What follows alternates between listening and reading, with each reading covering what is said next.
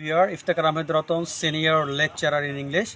আগের ভিডিওতে আলোচনা করেছিলাম রাইট ফর্ম অফ ভার্বের একেবারে বেসিক থেকে আমি শুরু করেছিলাম আগের ভিডিওতে। সো তোমরা আগের ভিডিওটা দেখবে, তাহলে তোমাদের কনসেপ্টটা ক্লিয়ার হবে। এখন আমি রাইট ফর্ম ভার্ব নিয়ে আলোচনা করব। নেক্সট স্টেপ, আসলে গ্রামারটা অনেক বড়, তো একটা ভিডিওতে আসলে এটা আনা ঠিক না, সবার বোঝার জন্য আমি এটা ভাগে ভাগে করছি আর কি। এখন তোমরা খুব ভালো করে বুঝো, আগের ভিডিওটা দেখে নিবে, আমি পরের ভিডিও থেকে শুরু করলাম। রাইট ফর্ম ভার্বের মধ্যে প্যাসিভ ভয়েসের ব্যবহার থাকে। তোমরা শিওর থাকবে, you must be sure that you will find a problem related to passive voice in the right form verb. তোমরা যদি বিগত বছরের বোর্ড কোশ্চেনগুলো দেখো, এসএসসি বলো, এইচএসসি বলো, বা স্কুল রিলেটেড যে রাইট ফর্ম ভার্ব যেটাই তোমরা বলো, অলমোস্ট সব একই। দেখবে তোমাদের প্যাসিভ নিয়ে প্রবলেম থাকবেই, প্যাসিভ থাকবেই। তো এই প্যাসিভটা কিন্তু ক্রিটিক্যাল। প্যাসিভের জন্য আমি কিন্তু বেশ কয়েকটা আলাদা করে আমি কিন্তু প্যাসিভ ভয়েসের ভিডিও করেছি, যেমন প্রেজেন্টের প্যাসিভ, পাস্টের প্যাসিভ, ফিউচারের প্যাসিভ, মডেলের প্যাসিভ। আমার প্রত্যেকটা আলাদা আলাদা করে ভিডিও দেওয়া আছে। সো আমি এখন প্যাসিভ ভয়েস নিয়ে আলোচনা করব না। তোমরা প্যাসিভ ভয়েসটা ক্লিয়ার হওয়ার জন্য অবশ্যই আমার আগের ভিডিওগুলো দেখে নিবে, প্যাসিভ রিলেটেড যেই আলোচনাটা আমি করেছি। সো এই প্যাসিভেরটা আমি এখন আসবো না। এখন আমি আলোচনা করব যে রাইট ফর্ম ভার্বের মধ্যে প্রিপজিশনের ব্যবহার। খুব ভালো করে তোমরা শোনো, একটা ফান্ডামেন্টাল রুল তোমরা মাথায় কিপ করবে, সেটা হচ্ছে কি জানো? প্রিপজিশনের পরে যদি ভার্ব বসাও আইএনজি হবে, সোজা কথা। যেমন ধরো, without dash hard you can never be successful.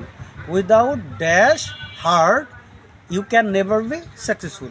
Option আছে ওয়ার্ক, সো এটা কিন্তু উইদাউট ওয়ার্কিং হবে, উইদাউট একটা প্রিপজিশন, সো এখানে আইএনজি হবে।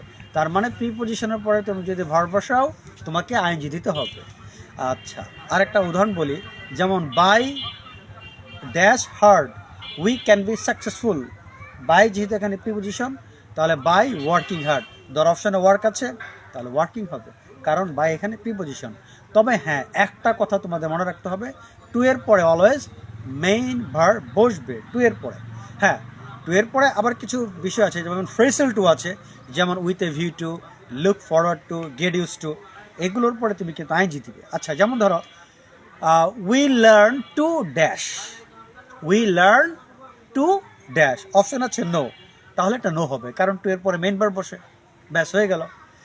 কিন্তু with a view to, look forward to, get use to ING বসে। যেমন he came forward to dash Kamal, he came forward dash Kamal, অপশানে হেল্প আছে, তাহলে হেল্পিং হবে। He came forward to helping Kamal, হয়ে গেল। তাহলে আমরা বুঝতে পারলাম যে প্রিপজিশনের পরে ভার্ব বসালে আইএনজি হয়, টু ছাড়া। আরেকটা বিষয় তোমাদের বলে দিই, অন্য ক্ষেত্রে ভার্ব বসালে আইএনজি হয়, সেটা হচ্ছে তোমার যদি কোনো সেন্টেন্সের শুরুতে তুমি ভার্ব বসাও, সেটা কিন্তু আইএনজি হবে। যেমন reading newspaper is a good habit. ধরো dash newspaper is a good habit, হবে রিডিং নিউজ পেপার, অপশনে রিড আছে, তোমাকে রিডিং দিতে হবে, reading newspaper is a good habit. তারপর ধরো dash in the morning is good for health, অপশনে ওয়াক আছে, walking in the morning is good for health. আমি আমার পরবর্তী ভিডিওতে আলোচনা করব নন ফাইনাইট ভার্ব নিয়ে। এটা খুবই একটা ভাইটাল সাবজেক্ট, এবং এটা কিন্তু খুব ক্রিটিক্যাল। তো আজকের এই পর্যন্ত থাক, তোমরা সবাই ভালো থাকো, আল্লাহ হাফেজ।